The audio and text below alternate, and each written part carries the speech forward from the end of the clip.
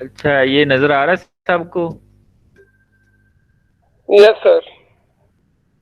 अच्छा, no we will start the estimation of triglycerides.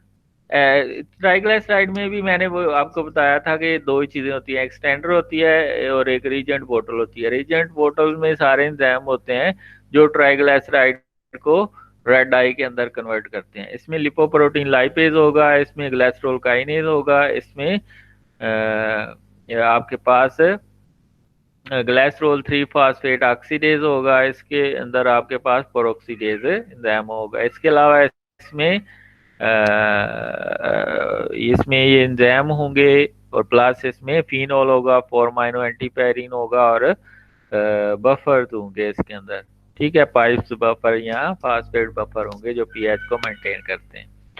अब होता क्या है, ट्राइग्लिसराइड वाटर की मौजूदगी में लिपोप्रोटीन लाइपेज उसके ऊपर एक्ट करता है, ग्लाइसरोल और फैटी एसिड बनते हैं। ये ग्लाइसरोल जो है, ये फिर एटीपी की मौजूदगी में ग्लाइसरोल 3 फास्फेट में चेंज होता है ग्लाइसरोल काइनेज। मैंने कहा था काइनेज कहीं पे भी आ गया है तो वो क्या करेगा, फास्फोराइलेशन रिएक्शन करेगा। वो क्या करेगा, फास्फोराइलेशन रिएक्शन करेगा। तो ग्लाइसरोल की फास्फोराइलेशन होगी थर्ड कार्बन के ऊपर, और ये फास्फेट ग्रुप पाएगा एटीपी से।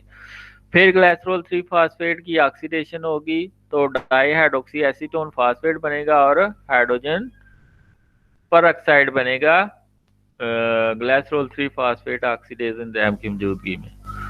ये जो हाइड्रोजन पेरोक्साइड है ये 4 अमीनो एंटीपायरिन फिनोल के साथ रिएक्ट करेगा।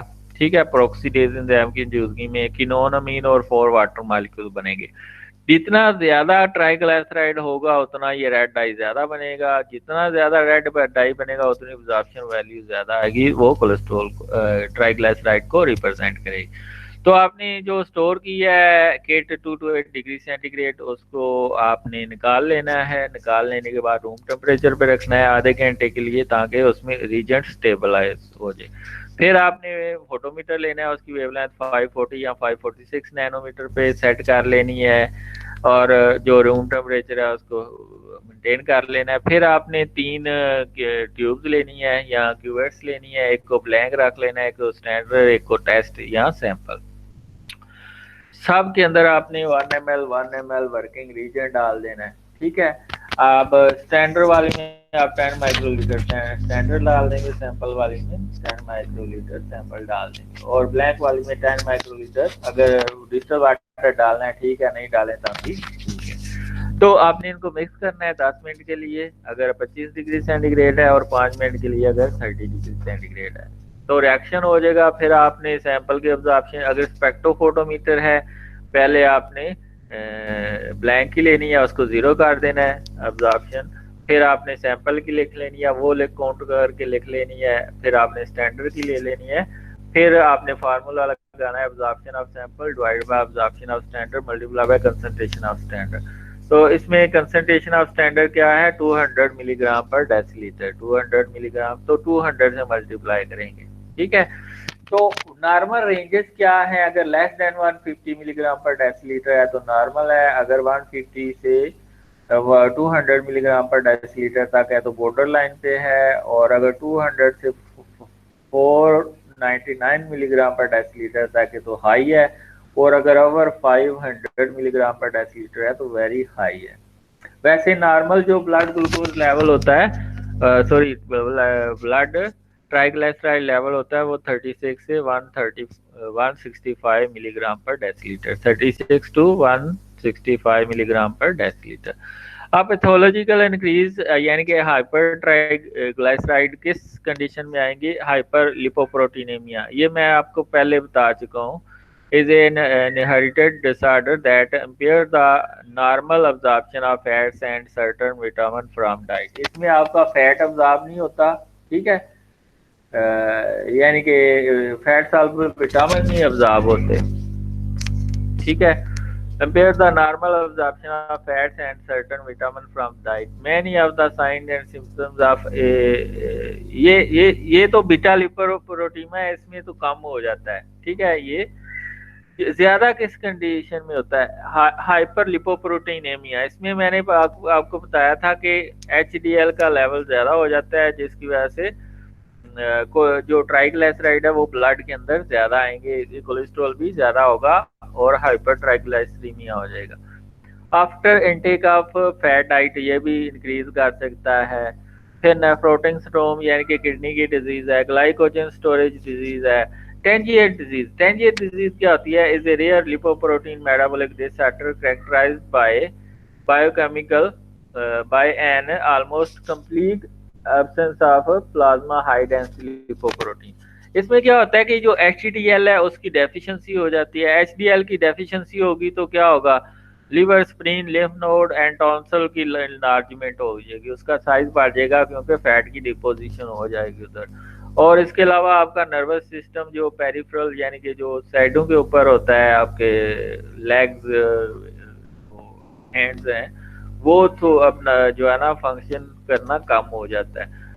तो टेंजिएंट डिजीज में क्या होता है? HDL का लेवल कम हो जाता है। HDL ग्लूकोलेस्ट्रॉल प्रोटीन है, तो ये अगर कम हो है तो ट्राइग्लिसराइड का लेवल ज्यादा हो जाएगा।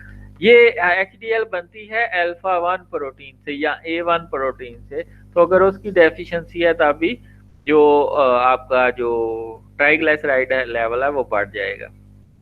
बैलेरी सिरोसिस क्या होती है? बैलेरी सिरोसिस क्या होती है? Is a progressive disease of the liver caused by A build up of bile with in the liver. Liver में जो है बाइल का लेवल बहुत ज्यादा हो जाता है और वो डैमेज कर देता है लिवर को भी और बाइल डक्ट को भी। ठीक है, जो बाइल डक्ट क्या करती है? बाइल को लिवर से लेके जाती है स्मॉल इंटेस्टाइन, और अगर ये लॉन्ग अरसे तक रहती है तो ये बाइल डक्ट को भी डैमेज करेगी और इसकी वजह से क्या हो जाएगा? जो लिवर जो आपका लिवर है उसमें ट्राइग्लिसराइड का लेवल बढ़ जाएगा, फिर ब्लड में इसका लेवल बढ़ जाएगा। किस कंडीशन में ट्राइग्लिसराइड का लेवल कम होता है? ए बीटा लिपोप्रोटीनेमिया। ए बीटा लिपोप्रोटीनेमिया में क्या होता है कि जो आपके स्मॉल इंटेस्टाइन है उसके अंदर जो फैट सॉल्युबल विटामिन हैं और फैट की अब्जॉर्प्शन कम होती है। ठीक है, और इसके सिम्टम्स क्या हैं? फैट सॉल्युबल जो विटामिन है वो कम हो जाएंगे, जिसकी वजह से इसमें बहुत सी मसलन अगर विटामिन ए की डेफिशिएंसी है तो आपको जो है ना देखने में परेशानी आ सकती है। विटामिन ई की है तो विटामिन के की है डेफिशिएंसी तो क्लोटिंग नहीं होगी ब्लड की। विटामिन ई की डेफिशिएंसी है तो एंटीऑक्सीडेंट कैपेसिटी जो है बॉडी की वो कम हो जाती है। तो ए बीटा लिपोप्रोटीनेमिया में क्या होता है कि फैट और फैट सॉल्युबल विटामिन जो है डी को छोड़ के वो अब्जॉर्ब होना कम हो जाते हैं स्मॉल इंटेस्टाइन। तो ये कुछ कंडीशन है जब हाइपर और या हाइपो एक ही कंडीशन है बीटा लिपोप्रोटीनेमिया। ठीक है, हाइपर इन कंडीशन की वजह से होती है। अब आ जाएं आप वीडियो की तरफ। वीडियो में मैं आपको दिखाता हूं कि किस तरह उसी तरह इसका एनालिसिस करना है जिस तरह हमने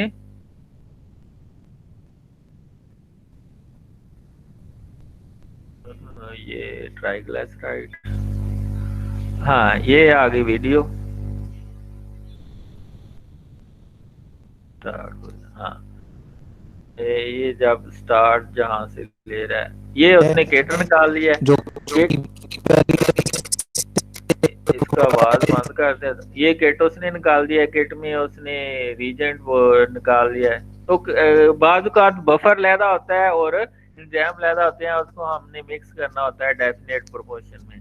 मसलन इस किट के अंदर एंजाइम डिफरेंट है, बफर लैदा है, तो इसने 20 ml लिया है एंजाइम का सोल्यूशन और 80 ml उसमें बफर डाला है और ये 100 सैंपल के लिए उसने रीजेंट तैयार किया हुआ है। तो इसी तरह इसने ये 3 ट्यूब लिए हैं और उनको लेबल कर दिया ब्लैक, स्टैंडर्ड और सैंपल। अब वो क्या करेगा? रीडिंग लेगा, 1 ml डालेगा सब में अपना रीजेंट, फिर सैंपल वाली में 10 माइक्रोलीटर सैंपल डाल देगा, स्टैंडर्ड वाली में 10 माइक्रोलीटर स्टैंडर्ड डाल देगा, ब्लैक वाली में 10 माइक्रोलीटर क्या डाल देगा? Water, distil water. अब उसने फिर वेवलेंथ सेट किया सीरम केमिस्ट्री एनालाइजर की। ये आ जाए इधर,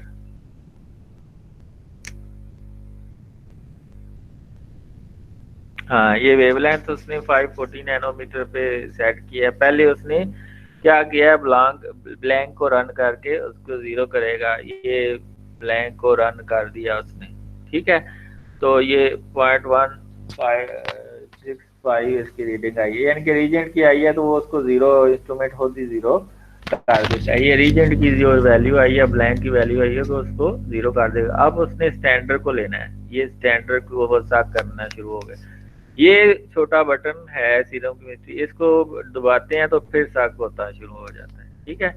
अब वो स्टैंडर्ड की वैल्यू आएगी आपकी,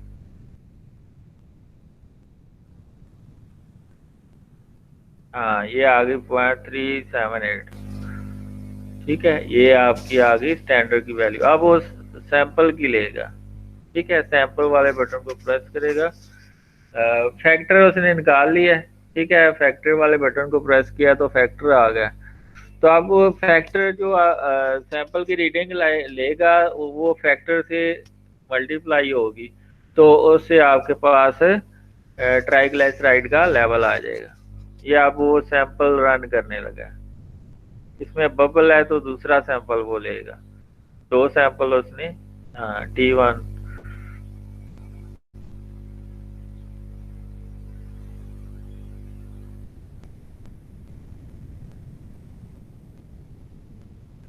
अब ये जो फैक्टर आएगा तो सैंपल के साथ वो डायरेक्ट उसको मल्टीप्लाई करके रीडिंग इधर आ जाएगी, यानी कि एब्जॉर्प्शन आई है सैंपल की 0.144।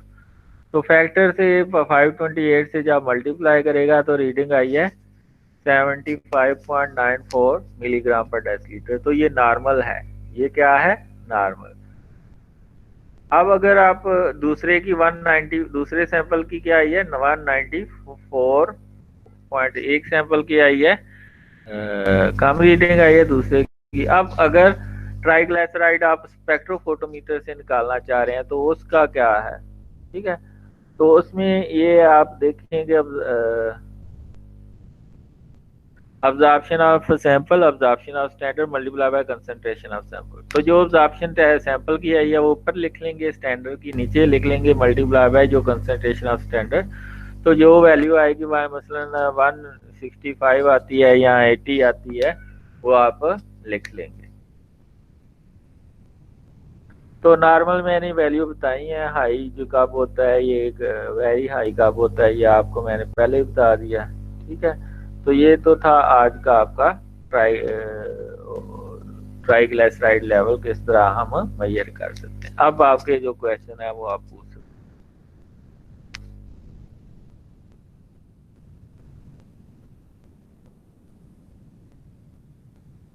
हाँ जी, any question?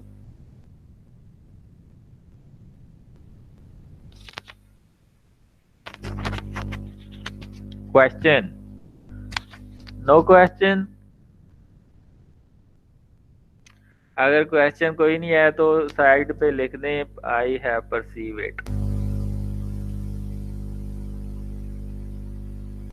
I have perceived it.